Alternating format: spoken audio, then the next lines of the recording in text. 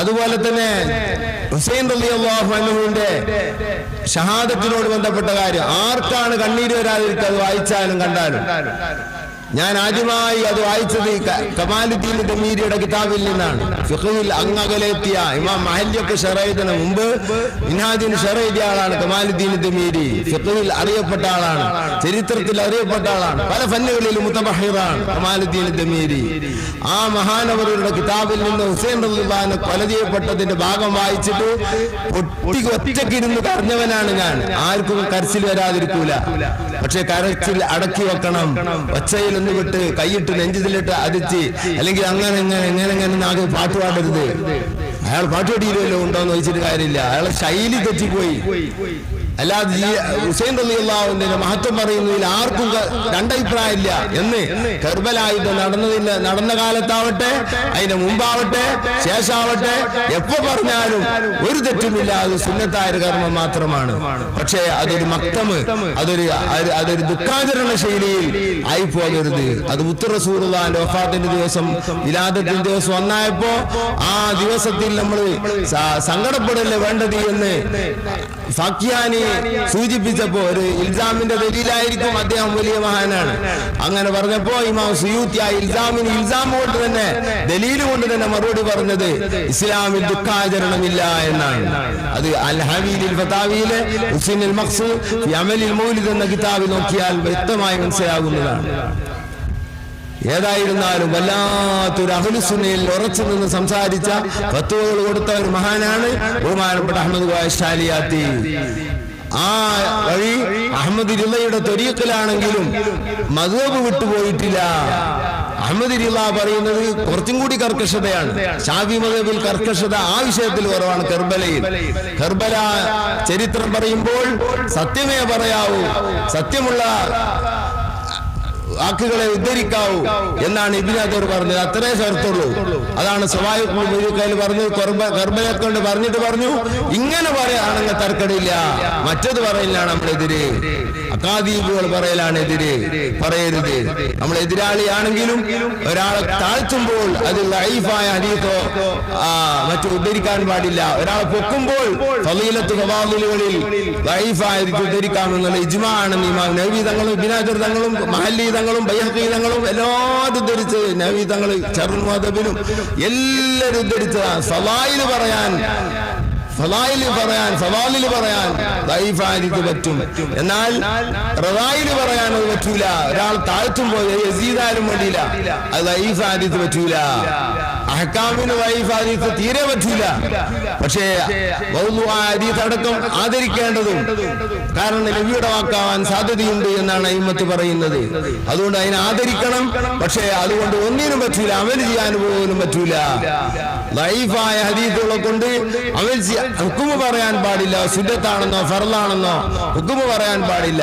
പക്ഷെ ഫളീലത്ത് പറയാൻ ലൈഫ് ഹദീസ് പറ്റും. ഇന്ന മഹത്വം ഇന്നാൾക്കുണ്ട്, ഇന്ന മഹത്വം ഇന്നാൾക്കുണ്ട് എന്നതിൽ തർക്കമില്ല. ഇജ്മാ ആണെന്ന് ഇമാം നവവി അൽഖാറിൽ പറയുന്നു, മറ്റു പല കിതാബിലും പറയുന്നു, ഇബ്നു ഹജർ തങ്ങൾ മിനഹുൽ മക്കിയിൽ പറയുന്നു, പല കിതാബിലും പറയുന്നു. അപ്പൊ അങ്ങനത്തെ അക്കാദീബുകള് മറ്റും പറയാതെ കണ്ട് കർബല പറയുന്നത് യാതൊരു തകരാറുമില്ല എന്ന് മഹാനായ ഇബ്നു അൽ ഹൈതമി പറയുന്നു. എന്നാൽ അഹ്മദ് റിള അതിലേറെ കർക്കശതയാണ് പറയുന്നത്. മാതുരീദിയത്ത് അതിലേറെ കർക്കശതയിലാണുള്ളത്. അത് പോരാ, അന്ന് പറയുകയാണെങ്കിൽ സിദ്ദീഖ് തങ്ങളുടെയോ ഉമർ തങ്ങളുടെയോ മതും കൂടി കൂട്ടി പറയണം, എന്നാലേ ഒരു അഹ്ലു സുന്നത്തിന്റെ അലാമത്താവുകയുള്ളൂ എന്ന കർക്കശവാദിയാണ്, വാദിച്ചവരാണ് അഹ്മദ് റിള തങ്ങൾ. അത് അശ്ശരിയത്തിനേക്കാൾ ഗൗരവത്തിലാണ് സംസാരിച്ചിട്ടുള്ളത്. രണ്ടും ചെറിയ വ്യത്യാസമേ ഉള്ളൂ. കാരണം സിദ്ദീഖ് തങ്ങളെയും ഉമർ തങ്ങളെയും വിമർശിക്കുന്നവരാണ് റാഫിളത്തും അതുപോലുള്ള പിന്നെ ഷിയാക്കളിൽപ്പെട്ട വിഭാഗങ്ങളാണ് റാഫിളത്തൊക്കെ. അവരൊക്കെ ആ വാദികളാണ്. സിദ്ദീഖ് തങ്ങളോട് എതിരാണ് അവർ. മനസ്സുകൊണ്ട് എതിരുള്ളവരുണ്ട്, നാവുകൊണ്ട് എതിരുള്ളവരുണ്ട്, രണ്ടോണ്ടും കൂടി എതിരുള്ളവരാണ് അധിക പേരും. ആ നിലക്ക് അപ്പോ സിദ്ദീഖ് തങ്ങളെ മദ്ഹ് പറയാം, ഉമർ തങ്ങളെ മദ്ഹ് പറയാം, എന്നിട്ട് അഹ്മദ് അല്ല ഹുസൈൻ തങ്ങളുടെ കർബലയും പറയാം. എന്നാ പിന്നെ ആരുമായി ഫർക്കായി? വിദ്യാർത്ഥികളുമായി ഫർക്കായി. ഇതാണ് അഹ്മദ് ഇർവയുടെ ഫതാവ റളവിയുടെ ആശയം. അതാണ് ഇസ്മായിൽ ബറൂസവി റൂഹുൽ ബയാൻ ഉദ്ധരിച്ചത്. അവർ ഹനഫിയാണ്. ആ ഷർത്ത് ഷാഫി മദ്ഹബിൽ അശ്അരി മദ്ഹബിൽ ഇല്ല എന്ന് ഇബ്നു ഹജർ തങ്ങൾ പറയുന്നത് മനസ്സിലാക്കാവുന്നതാണ്. രണ്ടു കൂട്ടരും പറയാൻ പറ്റുന്നതിൽ ഒരു തർക്കവുമില്ല. ആ തരീഖിൽ തന്നെയാണ് പേരോട് സാഖ പ്രസംഗിച്ചതും ആ തരീഖിൽ നിന്നുകൊണ്ട് അതിന് വളയാതെ തന്നെയാണ് പ്രസംഗിച്ചത്. എന്നിട്ട് ആ മനുഷ്യന്റെ നേരെ തിരിയാൻ ഒരു കൂട്ടര് എന്തൊക്കെയാണ് തമ്പുരാനെ, അള്ളാഹുവേ, പടച്ചോനെ, അള്ളാഹുവേ, എന്തോ ഒരു പറയാനാ. വല്ലാത്തൊരു കാലഘട്ടമായി പോയി. ഏതായിരുന്നാലും അഹ്മദ് ഇർവന്റെ മദ്ഹബായ ഹനഫി മദ്ഹബുകാരനാണ് ശാരിയാത്തി എന്നാണെന്നുള്ള ആരോപണം നിർത്തണം. അങ്ങനെ ഇല്ല, സമർത്ഥിക്കാൻ കഴിയില്ല. ഞാൻ അതിന് വെല്ലുവിളിക്കുകയാണ്. ആരെങ്കിലും കൊമ്പന്മാരുണ്ടെങ്കിൽ ഒന്ന് ചാലിയത്തിയാണ്ട് ഇൻഷാ അല്ലാഹ് ഹയാത്തുണ്ടെങ്കിൽ ഞാൻ മയ്യത്തിന് ഞാൻ നാടനായതുകൊണ്ട് എനിക്ക് തസറുഫിനൊന്നും കഴിയില്ലാന്ന് ഉറപ്പാണ്. അതുകൊണ്ട് എനിക്കിപ്പോൾ ഈ ഹയാത്തായിട്ട് കാട്ടിക്കൂട്ടാനൊക്കെ വയ്ക്കണായിരിക്കും വയ്ക്കും. അതിന് കിതാബപരമായിട്ട് അങ്ങനെ നൊണ്ടിനായിട്ട് വന്നിട്ട് കാര്യമില്ല.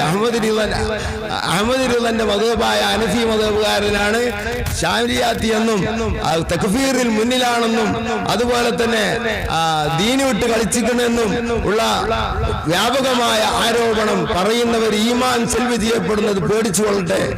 അവർക്ക് ബേജാറില്ല, അവർക്ക് പേടിയില്ല.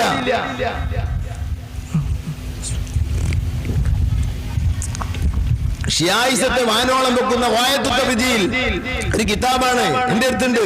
ഞാൻ നോക്കിയും ചെയ്തിട്ടുണ്ട്, വെറുതെ അറിയല്ല. ഗായത്തുൽ തബ്ദീൽ ഫീ തർക്കിൽ ഖത്ഈ ഫി തഫ്ളീൽ എന്നാണ് ആ കിതാബിന്റെ പേര്. ആ കിതാബില് പറയുന്ന ആ കിതാബിന്റെ ഉള്ളിൽ കണ്ടിറങ്ങിയാലേ അത് ഒരു ക്ലോസറ്റ് ആണെന്ന് മനസ്സിലാവും. ആ രൂപത്തിലുള്ള ഒരു കിതാബ് പുസ്തകമാണ്. കിതാബ് എന്നതിനെ പറ്റി ബഹുമാനവാക്കായിട്ട് പൊതുജനങ്ങളടി പറഞ്ഞുകൂടാ. പുസ്തകം എന്ന് പറയണം. പുസ്തകവും കിതാബും വ്യത്യാസം ഉണ്ടെന്നുള്ളത് എല്ലാവർക്കും അറിയണമെന്നാണല്ലോ. അച്ഛനും ബാപ്പയും വ്യത്യാസം ഉണ്ടെന്ന് എല്ലാവർക്കും അറിയണമാണ്. ഡിക്ഷണറി അല്ല പറഞ്ഞത്.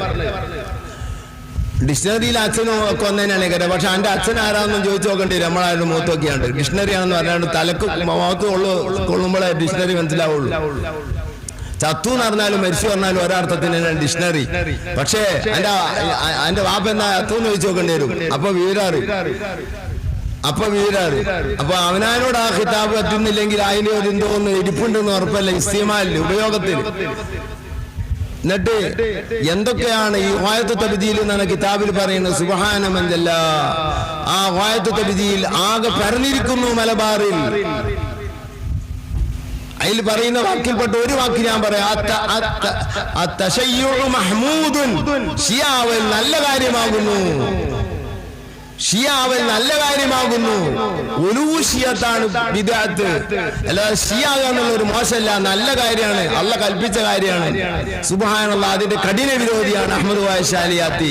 അവിടെ ഫതാവകളിലും അവിടുത്തെ എഴുത്തുകളിലും അവിടുത്തെ കിതാബിന്റെ ഷറഹുകളിലൊക്കെ അത് കാണാൻ കഴിയും. ബഹുമാനപ്പെട്ട മുഹമ്മദ് ബിൻ ഷെയ്ഖ് ജിഫ്രി തങ്ങളുടെ ഇർഷാദാത്ത് ജിഫ്രിയൊക്കെയുള്ള ഷറഹിന്റെ തുടക്കത്തിൽ ഇതൊക്കെ പറഞ്ഞിട്ടുണ്ട്. പല ഭാഗങ്ങളിലായിട്ടും പറഞ്ഞിട്ടുണ്ട്. ആര് ശാലിയാത്തി പറഞ്ഞിട്ടുണ്ട്. അള്ളാഹു അവരുടെ മദദ് കൊണ്ട് നമ്മളെ നന്നാക്കട്ടെ. അവരെ വഴിക്ക് പോകാൻ അള്ളാഹു തൗഫീഖ് ചെയ്യട്ടെ. മക്കളെ ഷെർറ് കൊണ്ട് അള്ളാഹിനെ കൊള്ള അടുക്കാൻ കഴിയൂല എന്നാണ് മുത്തനബി പഠിപ്പിച്ചത്. നമ്മളിങ്ങനെ തീരുമാനിച്ച് എല്ലാം കൂടെയാണ് തീരുമാനിച്ചുകൊണ്ടാണ് അടുക്കാൻ കഴിയൂല. പെണ്ണുങ്ങളങ്ങനെ മുന്നിലിരുത്തി കൂട്ടിക്കാണ്ട് നാരിയത്ത് സ്വലാത്ത് സംഘടിപ്പിച്ചുകാണ്ട് ദ്വാരനാൽ ഉത്തരം കിട്ടും. അതെന്താ? നാരിയത്ത് സ്വലാത്തിന്റെ പവറാണ്. ഇത് ചെയ്തത് ഹറാമാണ്. അത് ദ്വാക്ക് ഉത്തരം കിട്ടല് മജ്ലിസ് മഖ്ബൂലാണെന്നുള്ളത് തെളിവാക്കിയാല് വല്ലാത്ത ദലീലാണ്. അത് നാരിയത്ത് സ്വലാത്തിന്റെ കറാമത്താണത്. അതൊരു പെണ്ണിനെ കൂട്ടിപ്പിടിച്ചാണ്ട് നാരിയത്ത് സ്വലാത്തില്ലാലും നാരി സ്വലാത്തിന് ഫലം കിട്ടാൻ സാധ്യതയുണ്ടെന്നാണ് ഞാൻ മുത്തുനബിയിൽ വിശ്വസിക്കുന്നത്. പക്ഷെ ആ കൂട്ടിപ്പിടുത്ത ഹറാമ ഭാര്യനല്ലോ, വേറെ തന്നെയാണ് പറഞ്ഞത്. അത് നമ്മൾ മനസ്സിലാക്കണം. മജ്‌ലിസ് സങ്കല്പിക്കുക, ദ്വാരക്കാനോട് തവസ്സുൽ ചെയ്യുക, ബദീങ്ങൾ വേദിയിൽ ചെല്ലുക ചെയ്യുക, ഉത്തരം കിട്ടുക. അപ്പൊ മജ്‌ലിസ് ഹലാലായി. അല്ല, മട്ടായി പോയി. ഹറാമ് മുഴുവൻ ചെയ്യുന്ന മജ്‌ലിസ് ഹലാലാകുക. ഞാൻ അഖഫായ ലഫ്ള് കൊണ്ടാണ് പറഞ്ഞത്. പക്ഷെ ഇതിനേക്കാണ് അഖലലായ ലഫ്ള് കൊണ്ടാണ് പറയേണ്ടത്. നിങ്ങൾക്ക് ഇത് അഖലലായ ലഫ്ളാണെന്ന് തോന്നുന്നുണ്ടെങ്കിൽ നിങ്ങൾ വയ്ക്കോ, മാപ്പ് ചോദിക്കല്ല. ഞാൻ അഹഫായ ശൈലിയിലാണ് പറഞ്ഞത്. ഇതിന് അശദ്ധായ ശൈലിയിൽ അവതരിപ്പിച്ചാൽ വേറൊരു ശൈലിയിലായി പോരും, വേറൊരു കോലത്തിലായി പോകും. ഇതിന് അർഹമായ രൂപത്തിൽ അഥവാ ബലാഗത്തനുസരിച്ച് പറയുകയാണെങ്കിൽ ഇങ്ങനെയല്ല പറയേണ്ടത്, മുഖ്തദലാനുസരിച്ചല്ലേ പറയേണ്ടത്. മുഖ്തദലാനുസരിച്ച് പറയുകയാണെങ്കിൽ ഇങ്ങനെയല്ല പറയേണ്ടത്. കുറച്ചും കൂടി കൂട്ടി തഫ്സീലാക്കി പറയുമ്പോൾ നല്ല അങ്ങോട്ട് ഉരിയാനാവും വിഷയം. പക്ഷെ ഉരിയാനാക്കണ്ടല്ലോ. അള്ളാഹു നമ്മളെ കാക്കട്ടെ. ഉസ്താദിനെ ഇരുത്തി ഞാൻ പറയുന്നില്ല, കൂടുതലായി പോയിട്ടുണ്ട്. ഉസ്താദ് പുറത്തു തരുന്നവരെ എനിക്ക് വലിയ ഇഷ്ടപ്പെട്ട ഉസ്താദാണ്. ഉസ്താദിന് എന്നോടൊരു വെറുപ്പില്ല എന്ന് എനിക്ക് അറിയാവുന്നത് കൊണ്ട് കൂടെ പറഞ്ഞതാണ്. ഞങ്ങൾ അങ്ങോട്ടും ഇങ്ങോട്ടും ദുആ കൊണ്ട് ചെയ്ത് ഒരു ഉസ്താദിന്റെ കീഴിൽ ഞാൻ ഹജ്ജിന് പോയ ആളും മമ്പീതി ഞങ്ങളുടെ മുമ്പിൽ മനസ്സ് അത്ര അടുത്ത ആളുകളാണ്.